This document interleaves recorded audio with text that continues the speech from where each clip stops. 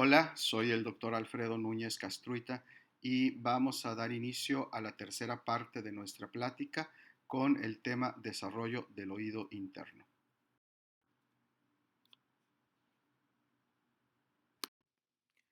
Pasamos ahora a analizar la anatomía del oído interno.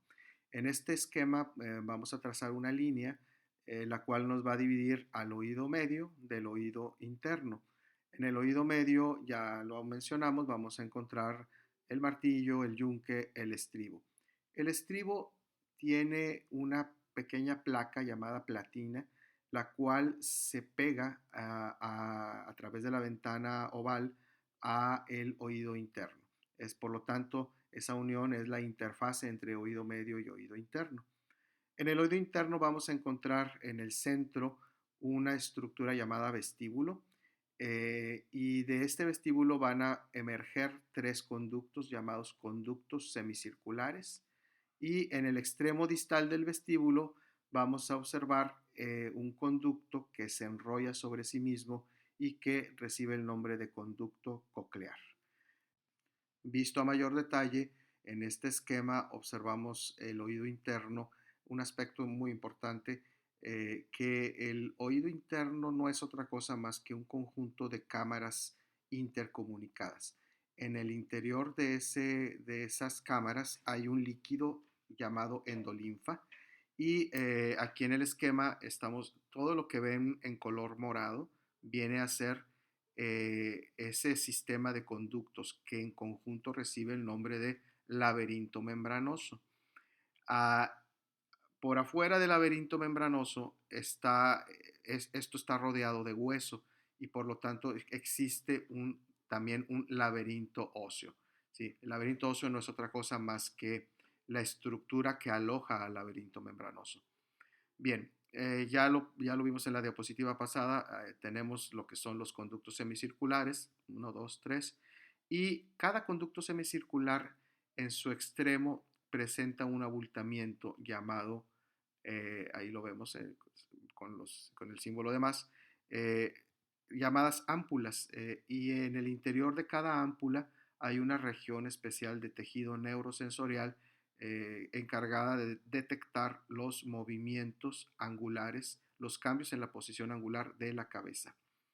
Eh, Tenemos pues que los conductos semicirculares están en comunicación con una estructura denominada utrículo. El utrículo también tiene una región de neurosensorial, ahí la vemos con el triangulito rojo, y esa región neurosensorial se denomina mácula del utrículo. Después del utrículo tenemos otra estructura denominada sáculo y en el sáculo también tenemos una llamada mácula del sáculo. Finalmente, el sáculo se une o se comunica con el conducto coclear, el cual ya lo mencionábamos. En el interior del conducto coclear también tenemos una región de epitelio neurosensorial que recibe el nombre de órgano de Corti. Esta fotografía debería de ganar el premio Nobel. Fue realizada, es una disección del laberinto membranoso realizada por el doctor Norberto López y pues vemos cómo, pues ya más real, no en esquema, ¿no? Vamos a ver otros aspectos del oído interno. Si trazamos una línea entre, justo en el punto en donde el conducto coclear se une al sáculo, la línea que estamos viendo, podemos dividir al oído interno, perdón, en dos regiones, una región cefálica y una región caudal. Esto tiene importancia cuando hablemos de la embriogénesis de esta parte. Y bueno, ahí vemos los conductos semicirculares, uno, dos, el tercero, las ampollas de cada uno de los conductos semicirculares, eh, el cuadrito azul representaría el utrículo, perdón, el triángulo rojo representa el utrículo, el cuadro azul representa el sáculo y luego tenemos lo que es el conducto coclear. En esta fotografía podemos observar una vista superior de un conducto coclear de un oído de adulto.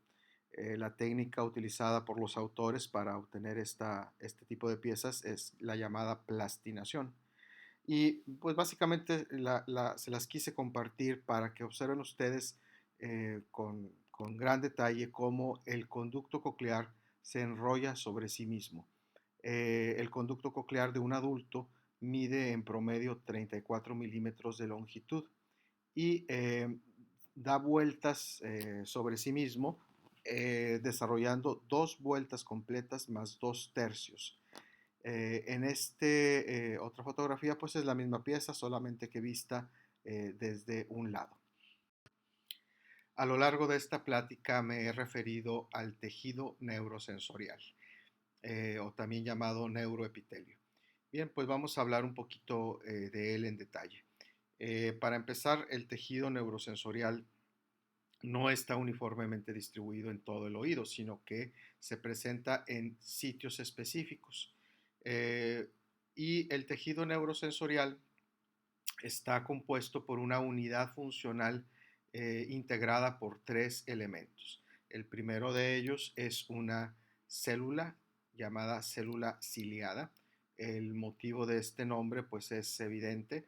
Si observamos en su región apical, ahí observamos pues un conjunto de estructuras tubulares que reciben el nombre de cilios. Los cilios pues son esenciales para el funcionamiento de la célula.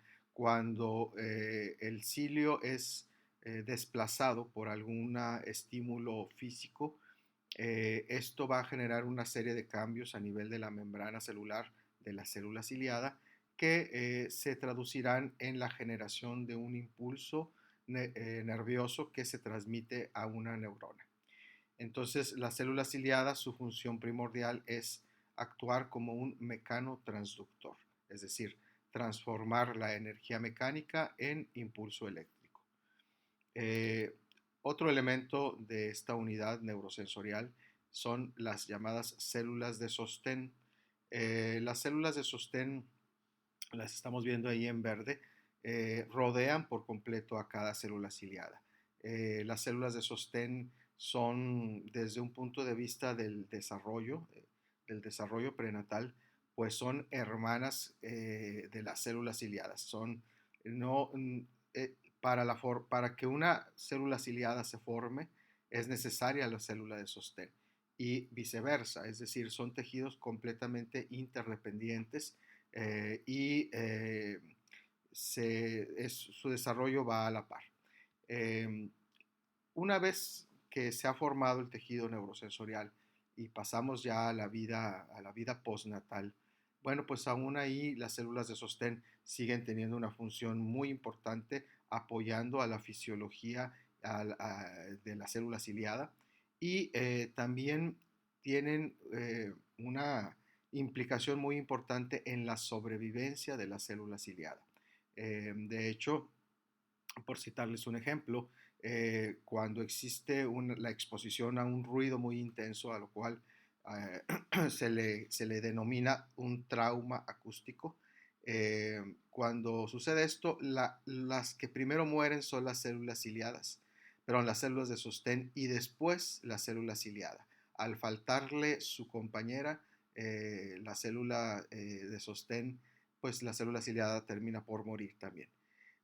No lo menciono aquí de una manera oficial o por escrito, pero sucede que en animales inferiores, para ser específicos, en aves, por ejemplo, las células de sostén tienen una función extra, que es que cuando una célula ciliada muere, pues las células de sostén se reponen a esa célula ciliada que murió. Lamentablemente en los mamíferos hemos perdido esa capacidad de regenerar nuestras células ciliadas. Si no fuera el caso, pues no habría sordos, no habría personas con pérdida auditiva, por ejemplo, por la edad o por algún accidente o por exposición laboral al ruido, etcétera. Bien, pero eso ya es otro tema. Bueno, nos falta mencionar el número 3, que es la neurona. Las neuronas que forman el tejido neurosensorial del oído, son neuronas especiales. Para empezar, son del tipo bipolar. ¿Qué significa esto? Bueno, pues que tienen un centro, un núcleo, y de ese núcleo hay dos prolongaciones periféricas, también llamadas neuritas. Hay una prolongación que se dirige hacia hacer contacto con una célula ciliada, y la otra prolongación se dirige en dirección del cerebro, en dirección del tallo cerebral para hacer sinapsis ahí. Eh, de tal manera que las neuronas eh, del tejido neurosensorial del oído van a integrar el octavo par craneal, también llamado nervio cócleo vestibular. Bueno, y ya para finalizar el comentario del tejido neurosensorial, hay que mencionar que en el oído humano lo vamos a encontrar en 6 regiones. Tenemos el órgano de Corti, que se encuentra contenido a lo largo de todo el conducto coclear. Bueno, pues el órgano de Corti es un tejido neurosensorial. Tenemos también, por ejemplo, 2 máculas, ya lo habíamos comentado, una para el utrículo y otra para el sáculo, y tenemos las 3 ámpulas de cada uno de los conductos semicirculares. Aquí tenemos un dibujo realizado por el doctor. Bueno, entonces el tejido neurosensorial también decíamos pues está presente en estructuras llamadas máculas. Tenemos la mácula del utrículo y la del sáculo. Y la mácula tiene su función primordial es detectar cambios en la aceleración lineal, es decir, cuando nos desplazamos en línea recta, ya sea, por ejemplo, si vamos caminando, o en un vehículo en movimiento, o, por ejemplo, cuando nos subimos a un elevador, que es hacia arriba o hacia abajo, esa es la aceleración lineal. Bien, pues este es un esquema igual muy básico de cómo sería una mácula y podemos observar pues que también se repite. Es la presencia de una o dos células ciliadas, aquí en este caso son dos, y rodeando a esas células ciliadas encontramos células de sostén y saliendo los nervios. Las máculas tienen una característica única, es que y en su región superior apical existe un acúmulo de unas estructuras que no son otra cosa más que cristales de carbonato de calcio o también llamadas otoconias. Es por eso que a las máculas también se les llama órganos otoconiales. Bien, pasamos ahora a lo que son las ámpulas de los conductos semicirculares. Aquí encontramos eh, un esquema muy general, igual se repite, hay células ciliadas rodeadas por células de sostén y en contacto con ellas fibras nerviosas. Las, los conductos semicirculares, a diferencia de las máculas, los conductos se encargan de detectar la aceleración angular, es decir, cuando inclinamos la cabeza hacia adelante, hacia atrás, hacia un lado, etcétera, eso es una aceleración angular. Y lo estamos viendo ahí en el esquema de la derecha, marcado como número 1, sería la mácula, perdón, el ámpula en reposo. En el número 2 está desplazada hacia un lado y en el número 3 pues hacia el lado contrario. Esto genera impulsos nerviosos que le indican al cerebro de hacia dónde estamos inclinando nuestra cabeza. Cuando hay una alteración, alguna alteración en este mecanismo, pues se produce un síntoma un síntoma llamado mareo o vértigo. Bueno, ahí lo tenemos, aceleración angular. Bien, pues pasemos ahora a la cuestión de la embriología del oído interno. Vamos a empezar con este esquema. Aquí estamos observando el dorso de un embrión en etapa de gástrula. Observamos en el centro la placa neural que, como ustedes bien saben, va a dar origen al tubo neural. Por afuera de la placa neural tenemos a la cresta neural, de la cual ya hemos hablado cuando tocamos el tema del desarrollo del conducto del oído externo y del oído medio.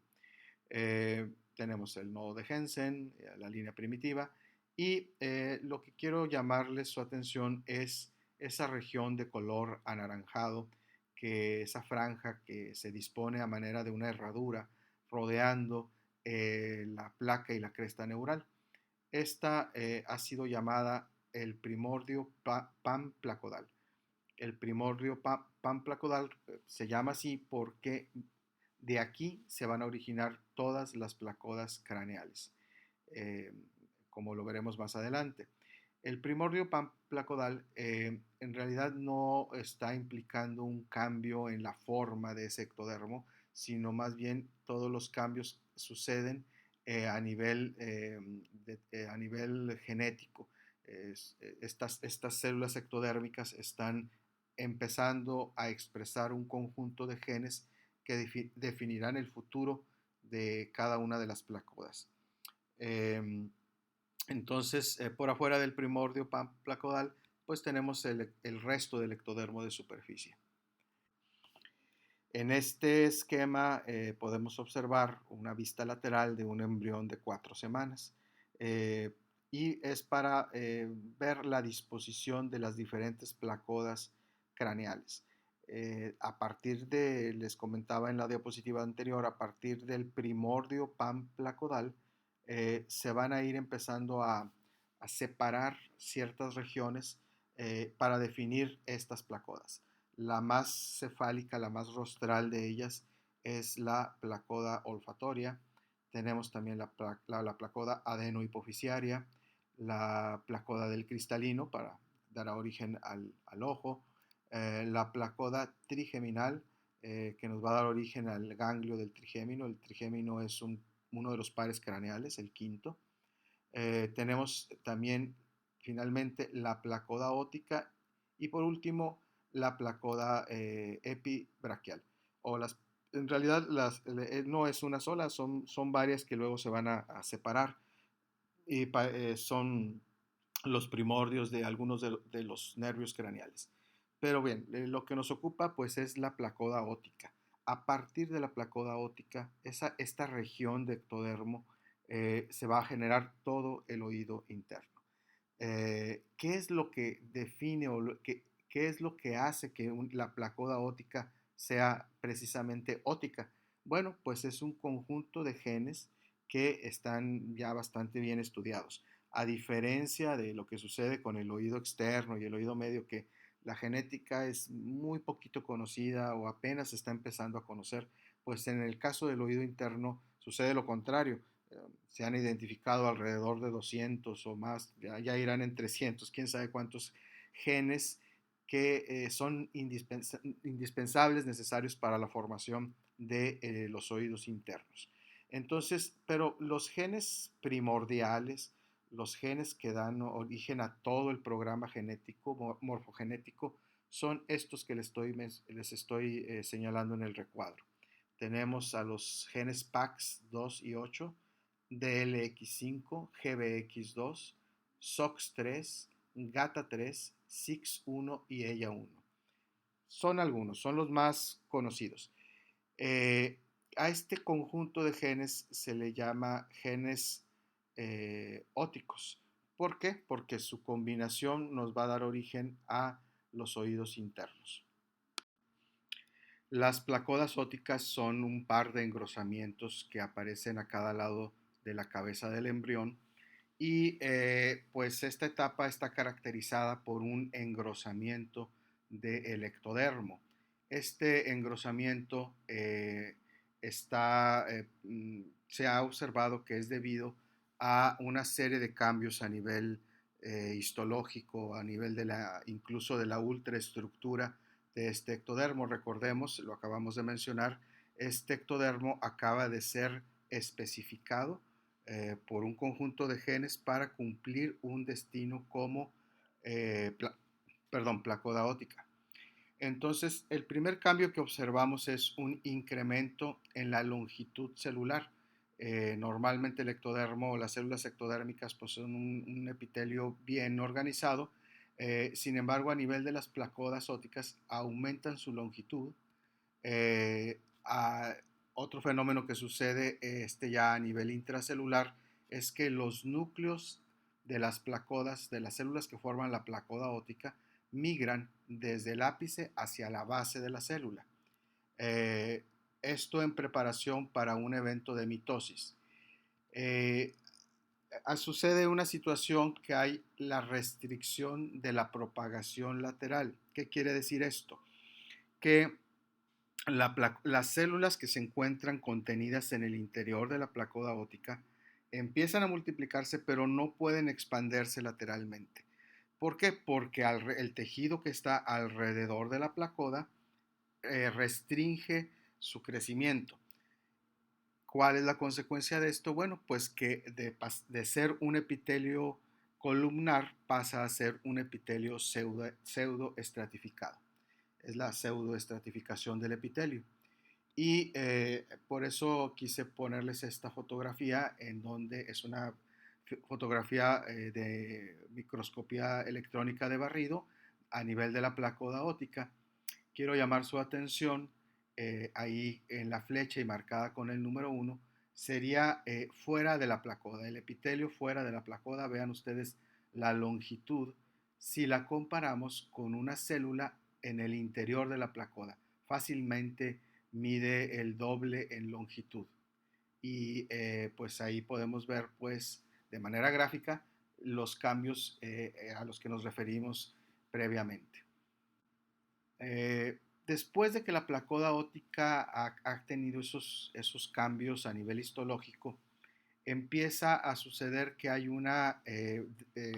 la superficie de la placoda empieza a retraerse sobre sí misma, a invaginarse, y es lo que estamos viendo ahí en el esquema, y se crea una pequeña depresión llamada fobia óptica.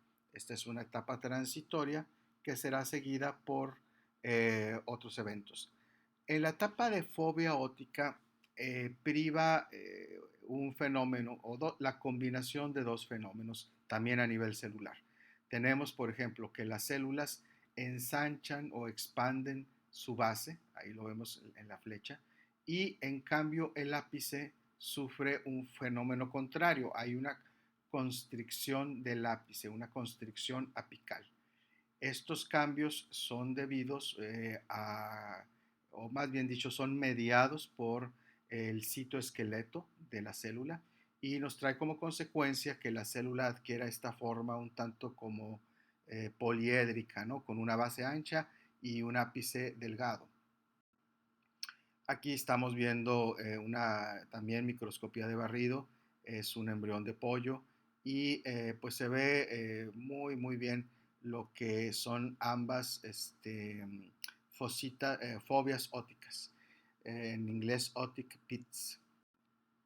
Bien, ¿qué pasa un poquito más adelante en el desarrollo? Bueno, pues resulta que, como lo podemos ver en este esquema, los cambios en la forma de las células traen como consecuencia un plegamiento de lo que es la placoda, de tal manera que lo que era una fobia se profundiza hacia el interior del mesénquima y hay una etapa que parece una copa, por eso le llamamos etapa de copa óptica.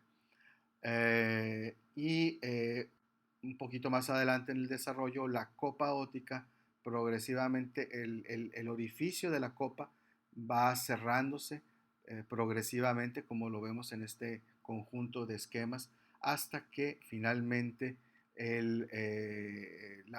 se conforma o se forma una vesícula independiente que se independiza del ectodermo de superficie, y a esta vesícula se le llama vesícula óptica o más comúnmente otocisto.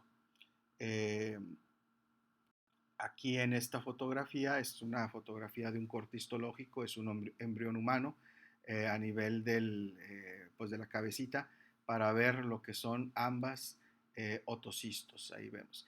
Y quiero llamarles la atención acerca de algo. Vean cómo el otocisto está en gran cercanía con esta estructura que no es otra cosa más que el tubo neural en desarrollo. Esto es importante porque a partir del tubo neural y de otras estructuras, el otocisto recibirá señales moleculares que guiarán su desarrollo. En este esquema estamos viendo la representación de un embrión. Sería un embrión aproximadamente de cuarta semana. Vamos a ubicarnos. Primero que nada, pues tenemos a los arcos faringios en la región ventral, estos ya bastante conocidos por ustedes. Tenemos el desarrollo del ojo, tenemos el tubo neural y la notocorda es ese cordón de color rojo. Eh, Adelante de la notocorda hacia la región cefálica, pues está la placa precordal. Y tenemos, por supuesto, nuestro otocisto, que ya está independizado del ectodermo de superficie, se acaba de formar. Y tenemos los somitas. Bien, entonces, ¿qué sucede una vez que se forma el otocisto? Pues a partir de ahí iniciará la morfogénesis del oído interno. Pero antes de que sucedan los cambios en la forma, es necesario que el otocisto, las células que forman el otocisto, reciban instrucciones específicas. Para eso es necesario lo que llamamos una regionalización del otocisto y el establecimiento de los ejes de crecimiento del mismo. ¿Cómo sucede esto? Bueno, el otocisto, como lo vemos ahí, tendría una región dorsal, una región ventral, una región anterior y una región posterior. Bien, la identidad de cada una de estas regiones se logra debido a la inducción de un conjunto de genes o de moléculas. Tenemos, por ejemplo, que a partir del primer somita hay un aumento en la producción de ácido retinoico. Ese ácido retinoico ejerce su efecto sobre el polo posterior del otocisto. Eh, en cuanto al eje anterior, tenemos que sucede lo contrario. Hay, como el polo anterior está más alejado del primer somita, pues su concentración de ácido retinoico es baja. Esta diferencia entre el gradiente de ácido retinoico es lo que nos establece el eje antero-posterior del otocisto. En cuanto a la región dorsal, sabemos que esta va a ser influida por un gen, una molécula que es la WNT, y la región ventral está dirigida por Sonic Hedgehog, SHH. Un poco más adelante en el desarrollo tenemos este esquema en el cual observamos cómo el otocisto ha cambiado ligeramente de forma. Anteriormente lo representábamos como una esfera, sin embargo, aquí observamos cómo ha presentado ya un ligero alargamiento, de tal manera que ahora se pueden distinguir o es más fácil distinguir dos regiones, una región dorsal y una región ventral. A un lado del otocisto tenemos al tubo neural, el cual se encargará de expresar dos genes, WNT y BMP, los cuales se ejercerán su efecto sobre la región dorsal del otocisto. Por otra parte, tenemos otra estructura, la llamada notocorda, localizada por debajo del tubo neural, la cual expresará Sonic Hedgehog, molécula que ejercerá su efecto sobre la región ventral del otocisto. Estos tres genes que acabamos de mencionar pertenecen a la categoría de morfogenes y pues el nombre lo dice todo, son genes encargados de darle forma a una estructura en desarrollo. El presente esquema pues es una ligera modificación del esquema que observábamos en la diapositiva anterior y básicamente aquí lo que queremos mostrar es cómo los tres morfogenes que comentábamos anteriormente ejercen su efecto, su trabajo. Vemos, por ejemplo, que WNT pues ejerce su efecto activando a dos genes más, a GBX2 y ADLX5. Sonic Hedgehog hace lo mismo con PAX2 y con OTX2, y BMP pues lo mismo igual. Es decir, los morfogenes no ejercen su efecto directamente, sino lo hacen de manera indirecta activando a otros genes. Sin embargo, hay algo que quiero hacerles notar que considero que es importante, ver cómo hay genes como BMP, los cuales tienen un efecto positivo, activador sobre otros genes como DLX5 y HMX2, 3, perdón. Sin embargo, BMP también tiene un efecto negativo sobre OTX2. Es decir, BMP restringe la expresión de OTX2, de tal manera que este gen OTX2 solamente se expresa en la región ventral del otocisto. Esto tiene una gran importancia porque, por ejemplo, OTX2 es un gen que está íntimamente relacionado con el desarrollo del conducto coclear. Entonces, pues es muy importante que el conducto coclear se empiece a desarrollar a partir del eje ventral y no en el eje dorsal. Entonces, pues es por eso que tenemos ahora un poquito, comprendemos un poquito mejor cómo actúan o funcionan los morfogenes. En este esquema, o esta tabla más bien, no me voy a detener, se las voy a dejar aquí en la presentación. Ustedes pueden ponerle pausa más adelante o que les sirva como una especie de repaso.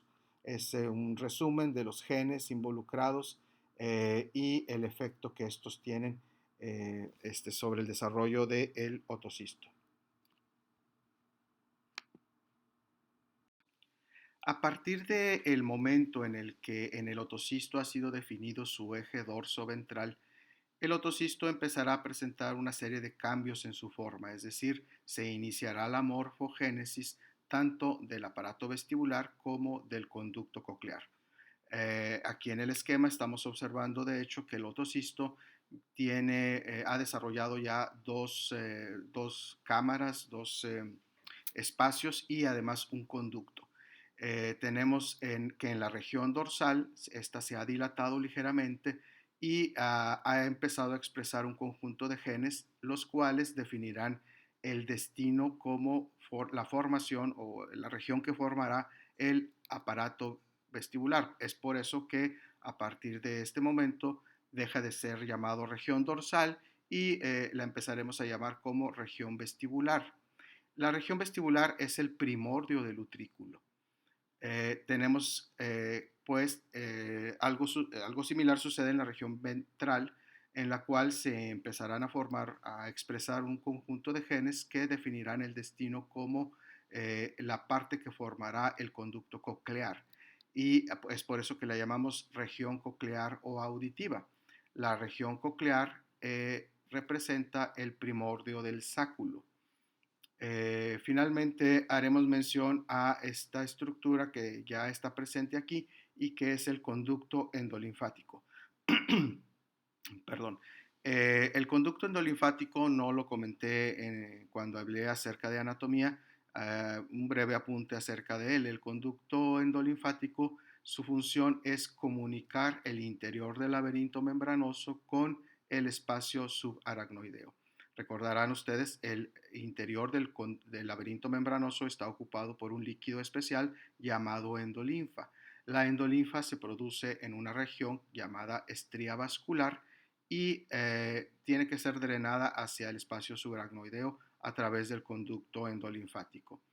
Un dato curioso del conducto endolinfático es de que este emerge justo en el sitio en donde el otocisto se desprendió del epitelio de superficie y se interiorizó en el mesénquima. Justo ahí, a través de experimentos en diversos modelos, se ha demostrado que de ahí se desarrolla el conducto endolinfático y su desarrollo depende de la expresión de FGF3 procedente de las rombómeras 5 y 6.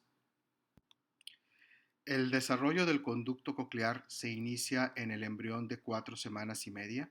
Aquí en el esquema pues es el que ya veíamos anteriormente y vemos el primordio del utrículo, el primordio del sáculo y el primordio del conducto endolinfático.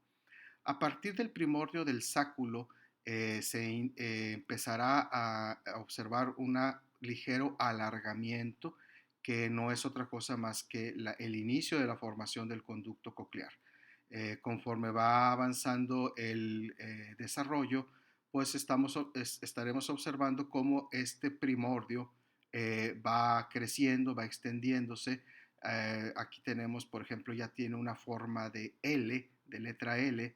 Esto sucede más o menos al concluir la 6ª semana de desarrollo.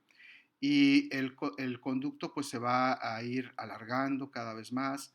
Aquí ya está casi terminando su primera vuelta. Recuerden ustedes que al finalizar el desarrollo, el conducto endolinfático habrá concluido, habrá dado 2 vueltas completas y 2/3 de una más. El conducto coclear ya formado, se considera que sucede esto hacia finales del desarrollo, ya para finalizar el embarazo. Hay que recordar también que importantemente el conducto coclear, el desarrollo o la extensión en dirección anteromedial depende de la expresión de Sonic Hedgehog procedente de la notocorda. Eso ya lo habíamos mencionado, es nada más un recordatorio. Sonic Hedgehog es un morfogen importantísimo en la formación del conducto coclear. En este esquema es un acercamiento del conducto coclear en desarrollo. Observan ustedes cómo hemos separado un segmento para observarlo a mayor detalle. Aquí estamos hablando de este segmento. Este sería una parte representativa de todo lo que está sucediendo en el resto del conducto. Aquí en este diagrama pues vemos cómo el interior del conducto está conformado por una pared epitelial y la vemos en color azul, y esta pared está rodeada de mesénquima. Es importante comentar algo acerca del mesénquima que rodea el conducto coclear. Está demostrado que el mesénquima es necesario para que se forme el desarrollo del conducto coclear. Es decir, no solamente Sonic Hedgehog, el mesénquima empieza a interactuar con el epitelio del conducto y se establece una interacción epitelio-mesenquimática que es indispensable para el adecuado desarrollo no solo del conducto, sino de su epitelio sensorial que empieza a formarse. Ahí estamos viendo, por ejemplo, cómo el piso del conducto empieza a ver una especie de abultamiento, y es el desarrollo incipiente del órgano de Corti, del epitelio neurosensorial propio del conducto coclear. Más adelante en el desarrollo, bueno, vemos aquí cómo el mesénquima, era lo que les comentaba, empieza a proliferar alrededor del conducto, y ahí empieza a haber también un fenómeno en el cual el mesénquima que se encuentra en la región dorsal y el que se encuentra en la región ventral del conducto en desarrollo empieza a presentar apoptosis, y progresivamente nos va generando un espacio o una cavidad tanto arriba como abajo. Esta cavidad no será otra más que la rampa vestibular localizada en el dorso del conducto coclear, y también bueno, aquí tenemos la membrana vestibular, el conducto coclear en desarrollo y el ligamento espiral, y finalmente la rampa timpánica. La rampa timpánica está localizada en la región ventral del conducto coclear. Estas rampas están llenas de perilinfa, es una sustancia diferente y tiene también funciones pues muy importantes. Finalmente, bueno, llamar la atención a que el epitelio neurosensorial del conducto coclear pues no es otro más que el llamado órgano de Corti, del cual ya hemos hablado algo. A partir de las células ciliadas, tanto internas como externas, pues se va a empezar a crecer, a desarrollarse el ganglio espiral, del cual van a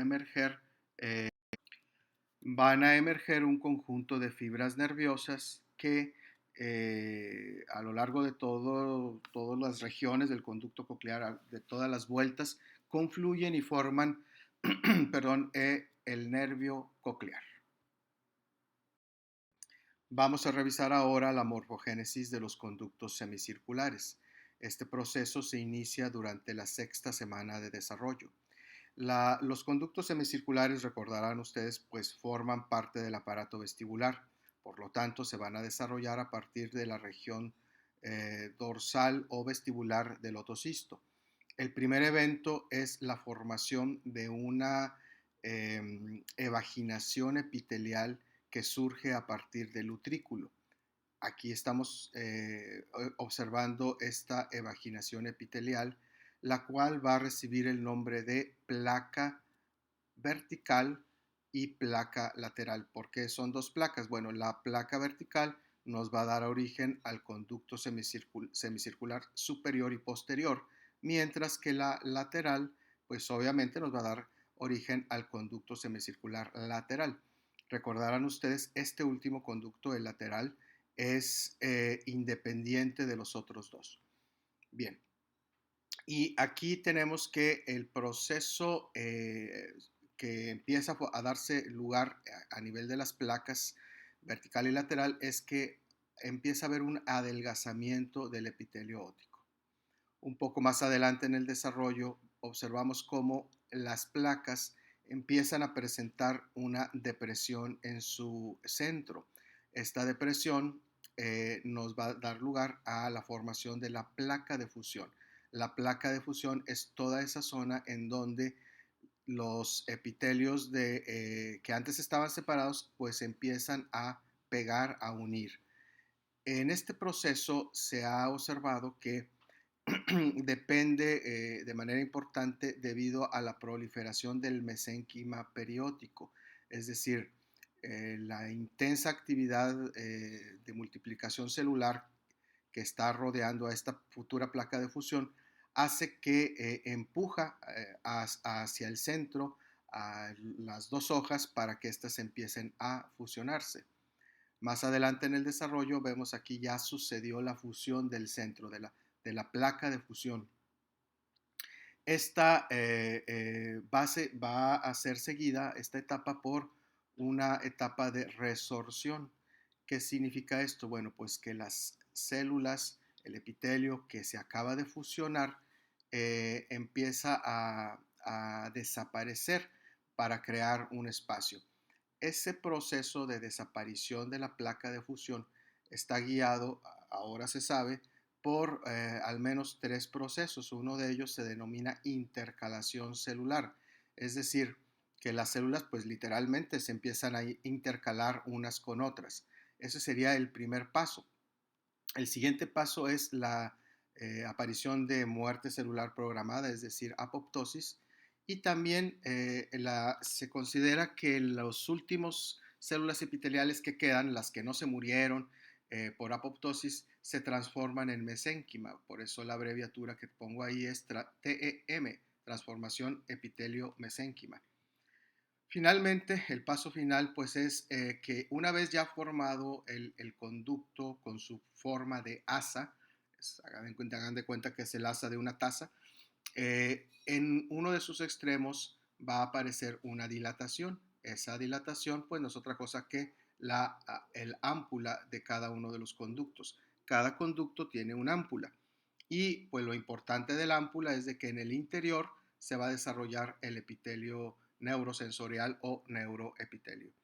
Entonces, nada más para redondear el tema, recordar que esto sucede entre la semana, se inicia en la sexta semana y concluye alrededor de la semana 20 más o menos. Bien, pues ya para finalizar el tema, vamos a hacer mención de que en el laberinto membranoso, el cual está rodeado por el laberinto óseo, en el laberinto membranoso pues vamos a encontrar, les decía yo, 6 regiones neurosensoriales.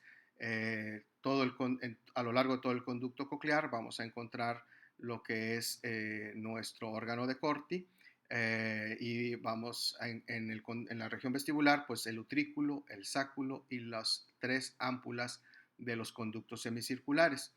A partir de ahí van a emerger las fibras nerviosas que van a conformar un conjunto de nervios. Eh, Tenemos, por ejemplo, aquí el nervio coclear, y todos los nervios que provienen de la región vestibular. El ampollar externo, el ampollar superior, el nervio utricular, el nervio vestibular superior, el nervio ampollar posterior, el nervio sacular.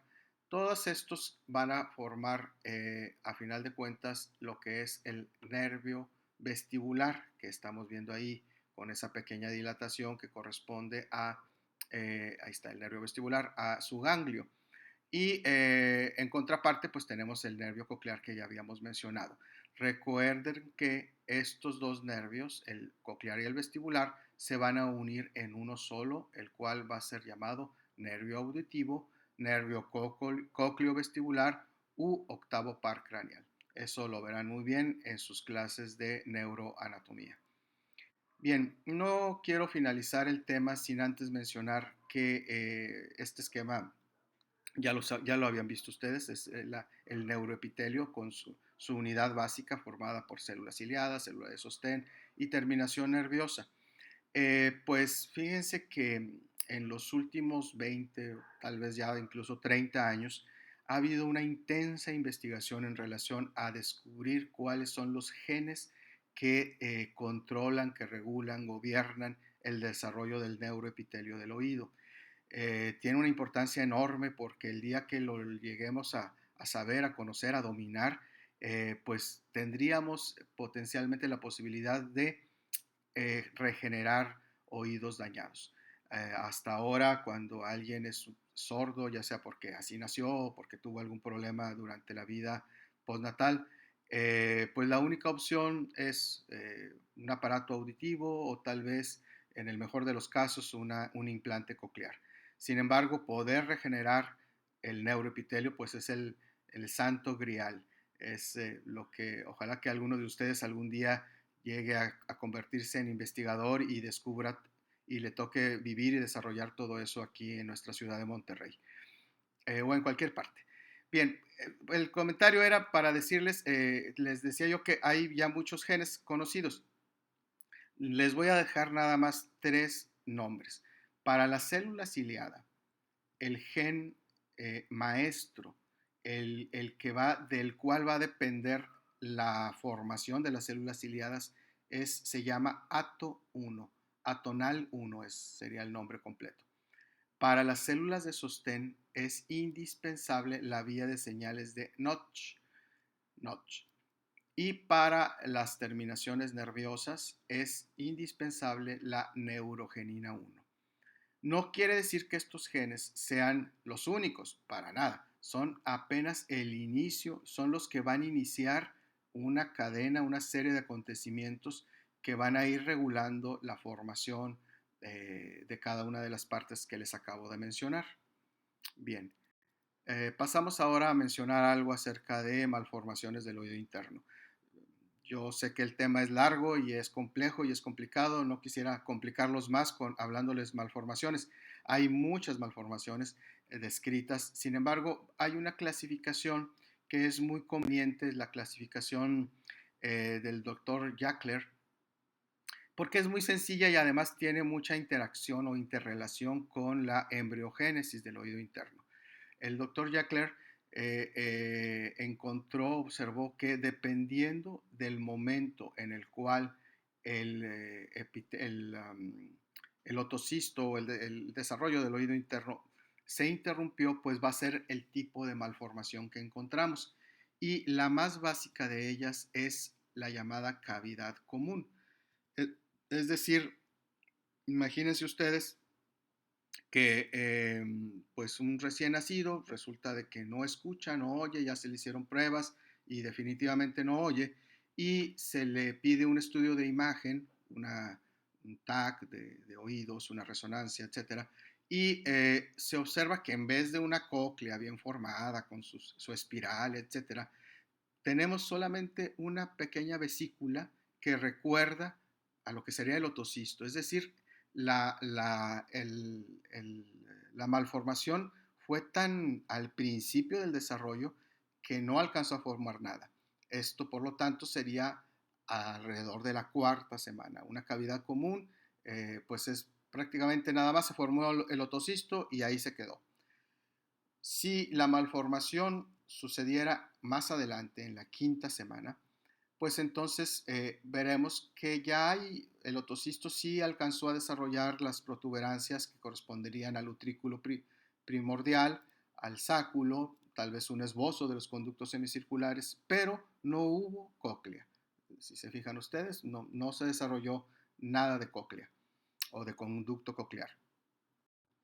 Bien, continuando con este esquema, bueno, vemos que tenemos a la hipoplasia coclear. Aquí esto sucedería a principios de la sexta semana, ahí se detuvo el crecimiento. Ven cómo sí se desarrolló, se está desarrollando de hecho algo de conductos semicirculares, ahí vemos el conducto endolinfático y vemos sin embargo que la cóclea, el conducto coclear, ahí se quedó. Fue apenas un esbozo, por eso es una hipoplasia coclear. Tiene una forma de L, ¿verdad? Y si esto sería a principios de la sexta semana. Si la detención en el crecimiento sucediese a finales de la sexta semana, pues tendríamos una cóclea y en general un oído interno un poco más desarrollado. Aquí, por ejemplo, en el esquema, la cóclea solamente desarrolló una vuelta, ahí se quedó. Y tenemos, aquí sí me voy a detener un poquito más, hay una malformación llamada partición incompleta o displasia de Mondini. Aquí sería la representación gráfica de ella. En este tipo de malformación vemos que la vuelta basal de la cóclea sí se desarrolló, está presente. Sin embargo, las vueltas media y apical también se desarrollaron, pero se fusionaron. Esto es debido a una formación deficiente de la lámina espiral ósea. La lámina espiral ósea separa las rampas vestibular de la rampa timpánica. Entonces, si no se desarrolla, pues entonces se crea una cavidad única. Eh, Se considera que la displasia de Mondini se desarrolla, o el desarrollo del conducto coclear se interrumpió durante la séptima semana. Es considerada el tipo más frecuente o común de malformación coclear, alrededor del 50%, y está asociada con algunos síndromes, eh, y, pero aquí les estoy marcando, aparte de los síndromes, y ahí resaltando en color verde la exposición a ácido retinoico. ¿Por qué es importante o considero yo importante esto? Bien, porque el ácido retinoico, tal vez algunos de ustedes lo sepan, tal vez no, pero el ácido retinoico hoy en día está disponible como un tratamiento para el acné. El ácido retinoico se aplica, me parece, creo que es vía intramuscular, no estoy seguro, pero bien, el hecho es de que llega una mujer en edad reproductiva con acné y el dermatólogo le indica ácido retinoico y si no tiene la precaución de avisarle a la paciente, primero que nada debería de pedirle una prueba de embarazo, pues para estar seguros de que no está embarazada y avisarle que no podrá embarazarse mientras esté administrándose el ácido retinoico. ¿Por qué? Porque uno de sus produce muchos defectos, malformaciones congénitas en el feto, pero una de ellas es pues la partición incompleta o displasia de Mondini. Los genes involucrados son los que se mencionan ahí. Esto es nada más una suposición porque se ha extrapolado de estudios en ratones de laboratorio. En humanos no se sabe con exactitud. en cuanto a las malformaciones del aparato vestibular, pues básicamente tenemos que puede haber displasia o aplasia de alguno de los conductos semicirculares.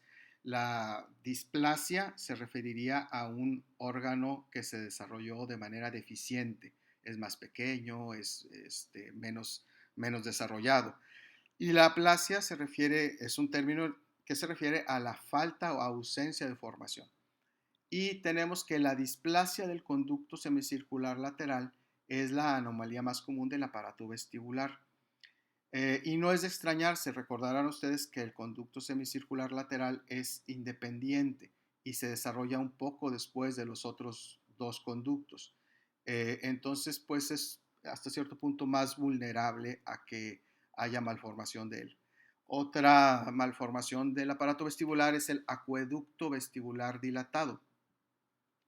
Ya no me voy a detener a explicarles. Si están interesados, pues con mucho gusto les puedo ampliar la información. También la dehiscencia del conducto semicircular. De alguno de ellos, recordarán ustedes, los conductos semicirculares están rodeados, pues al principio, por mesénquima periódico, el cual tarde o temprano se va a transformar en hueso, que va a formar la cápsula óptica. Bien, pues resulta que aquí vemos, por ejemplo, en el esquema de la izquierda, un conducto semicircular normal, ahí la flecha indica cómo alrededor del conducto se le formó su hueso normal, pero un conducto dehiscente se refiere a que queda expuesto, es decir, si no se formó, no se terminó de formar el hueso. En realidad, pues, no es tanto una malformación del conducto, sino más bien es una malformación del mesénquima periódico, de la cápsula óptica. Pero quise mencionárselos porque es importante, últimamente ha tenido mucha atención porque esto causa vértigo, síndrome vertiginoso, incluso en niños o en adultos. Entonces esa es la dehiscencia del conducto semicircular o de alguno de ellos. Bien, pues ya para finalizar, ahora sí, se los prometo, eh, vamos a hacer una muy breve recordatorio de los tejidos embrionarios que están involucrados en el desarrollo del oído. Ustedes saben que el desarrollo del oído es, ya lo vimos, es muy complicado, más que complicado, es complejo. E involucra muchos pasos, involucra muchos tejidos embrionarios, bueno, muchas estructuras, pero que a final de cuentas derivan de los 4 tejidos embrionarios básicos. Y tenemos que, por ejemplo, del ectodermo, pues vamos a obtener la piel del conducto auditivo externo, la capa externa de la membrana timpánica, el conducto coclear, los conductos semicirculares, utrículo sáculo, es decir, el laberinto membranoso y obviamente pues el epitelio neurosensorial. Todos estos tejidos, órganos van a desarrollarse a partir de ectodermo. Y luego tenemos que a partir del mesodermo se va a formar la capa intermedia de la membrana timpánica. Acuérdense que queda como una especie de sándwich el tímpano. El mesodermo queda en el centro. Y también los músculos y ligamentos de los huesecillos del oído medio y la cápsula óptica. Es decir, parte de lo que es la cápsula óptica en gran parte se desarrolla a partir de mesodermo. Y tenemos que de endodermo, pues recordarán ustedes, el endodermo proviene de la primera bolsa faríngea, por lo tanto vamos a tener que toda la trompa de Eustaquio, la mucosa del oído medio y la capa intermedia la capa interna de la membrana timpánica van a proceder de endodermo. Y tenemos las células maestras, las células de la cresta neural que se considera una cuarta capa por su importancia. Y pues de ahí va a proceder el cartílago de las orejas, los huesecillos del oído medio, el anillo timpánico, los melanocitos de la estría vascular y las células de la glía del nervio auditivo, es decir, las células de Schwann. Bien, pues esto pues se los dejo ahí, si quieren después lo estudian, le sacan una foto, un screenshot, etcétera, ¿no? Para que se pongan a estudiarlo. Pues con esto damos por finalizado el desarrollo del oído en todas sus partes. Espero que les haya gustado y espero que no se hayan aburrido. Muchas gracias y cualquier duda que puedan tener, pues se la pueden comunicar a su maestro y con todo gusto también a mí, ¿verdad? Yo estoy ahí en el departamento y pues es todo. Muchas gracias.